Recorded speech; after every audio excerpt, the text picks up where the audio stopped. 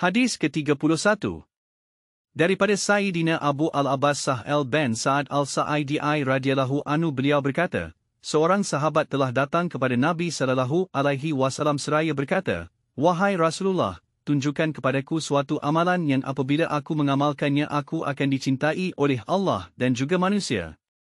Maka baginda bersabda, "Zuhudlah dalam perkara dunia nescaya kamu akan dicintai oleh Allah dan zuhudlah terhadap apa-apa yang ada pada manusia nescaya manusia akan menyukai kamu."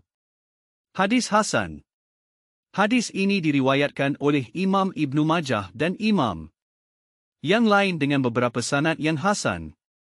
Pengajaran hadis. 1. Kasih sayang sesama manusia hendaklah kerana Allah Ta'ala bukan kerana harta, pangkat dan darjat. 2. Keterlaluan dalam mencintai dunia boleh membawa kepada kelalaian dan dosa. 3. Seorang hamba akan memperoleh cinta Allah Ta'ala apabila dia mengutamakan Allah melebihi cinta kepada dunia.